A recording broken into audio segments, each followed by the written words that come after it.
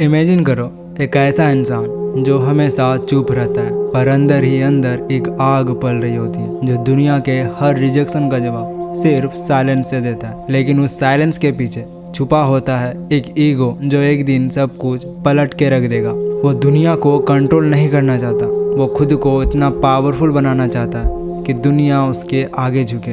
एक ऐसी दुनिया जहां आदमी बिना ईगो के जीता है। वो काम करता है, लोगों को खुश करता है, लेकिन खुद के लिए कुछ नहीं करता। ऐसी दुनिया में आदमी स्ट्रॉन्ग नहीं बनता, ओबीडियंट बनता है। लेकिन जब एक आदमी के अंदर ईगो जगती है तो दुनिया उसे रोक नहीं सकती। Chapter 1 seed of ego. जब एक आदमी को दुनिया भर के लोगों से सिर्फ एक ही चीज़ सुनने को मिले, तू कुछ नहीं कर सकता, तेरे बस की बात नहीं है, तू एवरेज है, तब उस दिन उसके अंदर एक स्पार्क जलता है। वो स्पार्क है ईगो का, जो पेन से पैदा हुआ था, पर उस पेन ने उसे डिस्ट्रॉय नहीं किया, उसने उसे डिज़ाइन किया। साइकोलॉजी कहता है जब किसी इंसान को बार बार रिजेक्ट किया जाता है, उसे इन्फीरियर फील करवाया जाता है, तो उसके अंदर ईगो डिफेंस मैकेनिज्म एक्टिवेट होता है। ये ईगो पहले साइलेंट होता है, लेकिन धीरे धीरे वो इंसान अपने आप से एक प्रॉमिस करता है, मैं प्रूफ करके दिखाऊंगा। और इसी मोमेंट में ईगो एक पॉजिटिव फायर बन सकता है जो उस इंसान को डिसिप्लिन, हंगर और विजन देता है। इस ईगो का पर्पस रिवेंज नहीं होता, रेस्पेक्ट बनाना होता है। नारुतो एक ऑर्फन, सब लोग उसे इग्नोर करते थे, हंसते थे, नीचे दिखाते थे, लेकिन उसके अंदर एक ईगो था जो कहता था मैं होकागे बनूंगा। उसका ईगो चाइल्डिश नहीं था, वो उसके पेन का जवाब था। उस ईगो ने उसे डिसिप्लिन दिया, हार्ड वर्क और कंट्रोल दिया, और आखिर में वो दुनिया का स्ट्रॉन्गेस्ट निंजा बन गया। जब दुनिया तुम्हें नीचे दिखाती है तो तुम्हारे पास दो रास्ते होते हैं, या तो हार मान लो या फिर ईगो को अपना फ्यूल बनाओ और दुनिया को वो वर्जन दिखाओ जो सिर्फ तुम जानते हो। Chapter 2 the silent war. जब एक इंसान सबके सामने स्माइल करता है, लेकिन अंधेरा होते होते सिर्फ एक ही सवाल उसके दिमाग में गूंजता है, मैं कौन हूँ? क्या मैं वैसे ही जी रहा हूँ जैसे मुझे बनाया गया है, या वैसे जैसे दुनिया चाहती है? यही होती है साइलेंट वॉर, एक ऐसी लड़ाई जो सबसे खतरनाक होती है जब तुम अपने ही ईगो के साथ टकराते हो। जब इंसान अपने लाइफ के पर्पस को लेके कंफ्यूज होता है, वो अंदर ही अंदर दो आइडेंटिटीज के बीच फंस जाता है। रियल सेल्फ जो वो बनना चाहता है, एंड आइडियल सेल्फ जो दुनिया चाहती है कि वो बने। ये टकराव एक इंटेंस साइकोलॉजिकल कॉन्फ्लिक्ट बन जाता है, और इसी मोमेंट में ईगो इवॉल्व होता है। ईगो बोलता है तू सब कुछ बन सकता है, लेकिन पहले खुद को जीतना पड़ेगा, यानी खुद से लड़ने वाले ही दुनिया जीतने के लिए लायक होते हैं। एलोन मस्क ने दुनिया को टेस्ला और स्पेसएक्स दिया, लेकिन उससे पहले उसने खुद से लड़ाई की। फेलियर्स, डिप्रेशन, फाइनेंशियल ब्रेकडाउन, सब कुछ फेस किया। उसका ईगो उसे हर बार उठने पर मजबूर करता था। उसने अपने फियर को एक्सेप्ट किया और ईगो को कंट्रोल में ले आया। वो हर रात अपने ही डाउट से लड़ता था और हर सुबह एक नया मिशन के साथ उठता था। खुद से लड़ाई सबसे पेनफुल होती है, लेकिन इसी से तुम्हारा ईगो शार्पन होता है। जो इंसान अपने ईगो को समझ लेता है वो दुनिया के किसी भी बैटलफील्ड से नहीं डरता।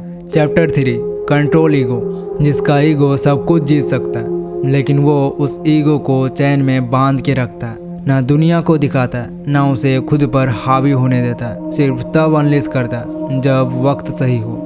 ये होता है कंट्रोल ईगो, सबसे dangerous version of a man. ना इनसिक्योर, ना लाउड, बस रेडी टू स्ट्राइक। साइकोलॉजी में इसे कहते हैं कॉन्शियस ईगो रेगुलेशन, जहाँ तुम्हारा ईगो तुम्हारे इमोशंस को कंट्रोल करता है पर तुम्हारे कंट्रोल में रहता है। ये वही मोमेंट होता है जब आदमी रिएक्शन से एक्शन में बदल जाता है। मतलब तुम्हें गुस्सा आता है लेकिन तुम चिल रहते हो, तुम्हें नीचे दिखाया जाता है लेकिन तुम प्रूफ करने के बजाय फोकस करते हो। तुम्हारा ईगो चिल होता है, लेकिन अंदर से एक लेजर शार्प डिसिप्लिन बिल्ड हो रहा होता है। ये ईगो बोलता है मैं हर इंसान को जवाब दे सकता हूँ, पर मुझे अपना काम ज़्यादा इम्पोर्टेंट लगता है। MS धोनी सबसे कूल हेडेड क्रिकेटर है। वर्ल्ड कप फाइनल में लाखों लोग चिल्ला रहे थे, प्रेशर हाई था। धोनी के ईगो ने चिल करना चूज़ किया। उसने अपने अंदर का रिएक्शन दबा दिया और सिर्फ उसने एक काम किया, कामली एक्शन लिया, और वही उसे बना गया लीजेंड। कंट्रोल ईगो ने उसे लीडर बनाया जो चिल्लाता नहीं था, बस रिजल्ट देता था। Chapter 4 rebirth of the man.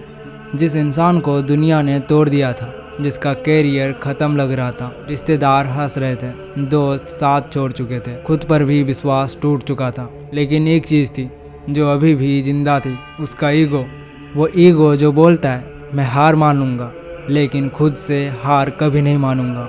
ये स्टेज होती है ईगो के मरने के बाद का इवोल्यूशन। जब तुम सारी फेलियर्स, रिजेक्शंस, इंसल्ट्स के बाद भी दोबारा उठती हो, ये ईगो टॉक्सिक नहीं होता, ये बन जाता है तुम्हारा इनर फायर। एक ऐसी आग जो प्रूव नहीं करना चाहती, सिर्फ खुद के लिए जीना चाहती है। It's the rebirth of a new version of you. पहले तुम दुनिया के रूल्स फॉलो करते थे, अब तुम अपने रूल्स लिखते हो।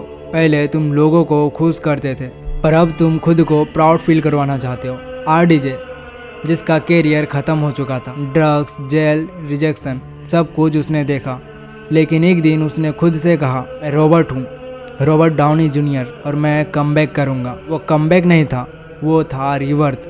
आज वो दुनिया का one of the highest paid actor है, आयरन मैन। उसका ईगो उसे ख़त्म कर सकता था, लेकिन उसने ईगो को रिवर्थ में बदल दिया। Chapter 5, the ego that builds empires. एक ऐसा इंसान जिसका ईगो सिर्फ अपने लिए नहीं बल्कि दुनिया बदलने के लिए जगता है, जो सिर्फ खुद के कंफर्ट से नहीं अपनी लेगेसी से मोटिवेट होता है, जिसका ईगो मैं कौन हूँ से ऊपर उठ के बन जाता है मैं क्या बन सकता हूँ। जब तुम्हारा ईगो सिर्फ तुम तक सीमित नहीं रहता बल्कि तुम्हारे विजन का फ्यूल बन जाता है। तुम सिर्फ अपने आप को प्रूफ नहीं कर रहे होते, तुम दुनिया के लिए एक नया मॉडल क्रिएट कर रहे होते। ईगो अब तुम्हारा इंजन बन चुका है जो तुम्हें पुश करता है कंफर्ट जोन से बाहर जाने के लिए, रिस्क लेने के लिए और कुछ ऐसा करने के लिए जो आज तक किसी ने नहीं किया। लाइट का ईगो नॉर्मल नहीं था, उसका ईगो एक मिशन बन गया। मैं उस दुनिया को बदल दूंगा। यस, उसका विज़न करप्ट हो गया, लेकिन इनिशियल आइडिया वाज प्योर, एक बेटर वर्ल्ड क्रिएट करना। अगर वो ईगो किसी और पाथ पे होता तो लाइट दुनिया का सेवियर बन सकता था। दिस प्रूव्स ईगो से एम्पायर बन सकता है अगर तुम्हारा विज़न क्लियर हो। जब तुम्हारी ईगो तुम्हारी इनसिक्योरिटीज से निकल के तुम्हारी लेगेसी का पार्ट बन जाता है, तब तुम सिर्फ एक आदमी नहीं रहते, तुम एक आइडिया बन जाते हो, एक मूवमेंट, एक सिस्टम, एक रेवोल्यूशन।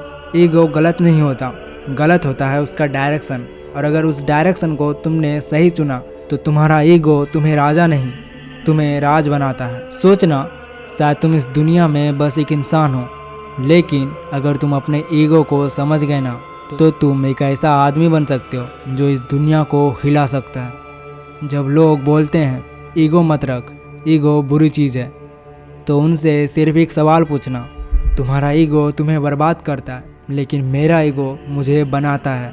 मैं उन लोगों में से नहीं जो ईगो छुपाते हैं, मैं उनमें से हूँ जो ईगो को अपने सीने में लेके जीते हैं। अपने अंदर छुपा हुआ वो आदमी जगाओ जिसको दुनिया भूल गई है, जिसको रिजेक्शन, इंसल्ट, दर्द ने छुपा दिया है। आज के बाद या तो तुम ईगो से हार जाओगे या ईगो के साथ मिलकर दुनिया जीत लोगे। याद रखना, ईगो सिर्फ एक मिरर नहीं, ईगो एक ऐसा हथियार है जो या तो तुम्हें ख़त्म करेगा या तुम उससे दुनिया का नया नक्शा लिख दोगे। Because in the end ego doesn't destroy a man, ego builds a man.